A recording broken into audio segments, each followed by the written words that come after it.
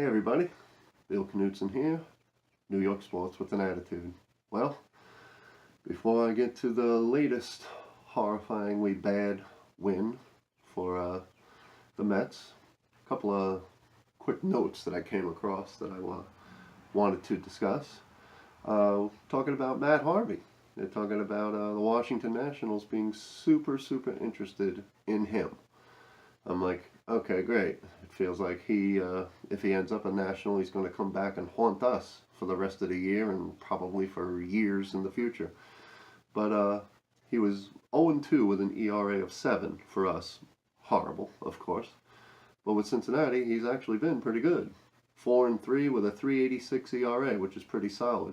His last 3 starts for the Reds, 3-0, 1.47 ERA.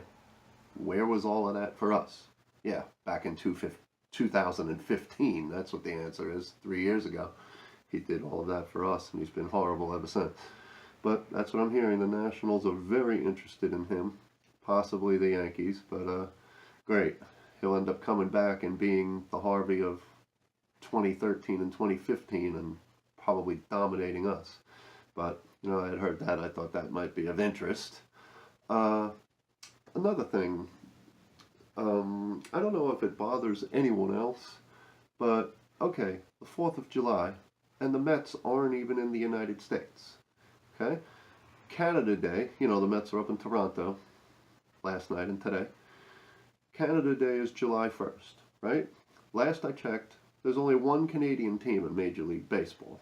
All the other 29 teams play in the United States. So here's the solution. I know this is really difficult, and I had to be a genius to figure it out. How about making sure that the Toronto Blue Jays play at home on July 1st and play it on the road on July 4th? What is so difficult about that? Canada Day, the Canadian team is home to celebrate it. July 4th, the 29 American teams are in the United States to celebrate July 4th. Wow, that was difficult. I need an IQ of about 1 to figure that out. I'm sure the geniuses at Major League Baseball that make up the schedule can make sure that Toronto is home on the 1st and on the road on the 4th every season. There you have it. Anything else that you need help with, contact me through the show. I'll be glad to help you. All right, now we're going to get into the horrifying game last night. Mets up 6-1 in the 7th inning. And, of course, they took Wheeler out because he had thrown like 110 pitches. Still pitching well, but have to take him out even though you know what's waiting. But we took him out anyway. I mean, the offense obviously showed up. Cabrera hit a 2-run homer. Mesoraco hit a 2-run homer. Wilmer hit a home run. So we're looking good. 6-1 going into the 7th. Wheeler got into a little bit of trouble in the 7th. He ended up pitching 6 1/3 innings, and he left with a runner on first base. And it was 6-1. Then we bring in Swarzak. Horrible. Like he's been all year. He ends up getting 1 out and giving up 3 runs. So he was terrible. Peterson came in, and I like Peterson, but he didn't have it last night. He gave up the home run that ended up putting us behind, but between Swarzak and Peterson, Gesellman came in. I like Gesellman, but the last few weeks, he's been giving up some big home runs, including last night. He gave up a 3-run homer last night, cut the lead to 6-4, and it was just horrible. The bullpen came in, and in the 7th inning gave up 4 runs because it ended up 5 runs total, but the bullpen gave up 4 of them. The the first run that scored was charged to Wheeler, so Wheeler ended up giving up 2 runs, 6 1/3, which is solid. But the bullpen gives up 4 runs in the 7th inning, 2 more in the 8th inning, and the game's over. And we let a 6-1 lead in the 7th inning. We're all feeling kind of good, except I said, not only to myself, but out loud, I said 6-1 in the 7th. I've seen us lose games like this before, and with this bullpen, no lead is safe. And of course it wasn't. Another horrifying, snatching defeat from the jaws of victory. But we've done that numerous times this year, and it was a terrible way to start off the second half of the season. Just extremely, extremely disappointing.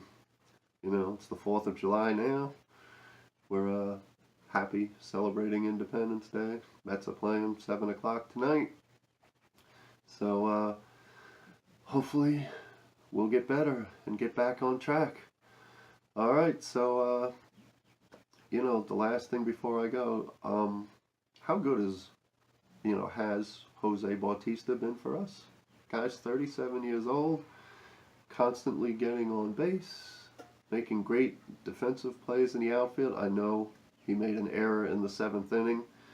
He misplayed the base hit, and it ended up 3 bases instead of 1. The game was still 6-1 at the time, and that just seemed to have opened up the floodgates. Rare mistake that he's made since he's been a Met, but then the floodgates opened, and there were walks and hit batsmen and doubles and home runs, and all of a sudden our 6-1 lead was an 8-6 defeat late in the game.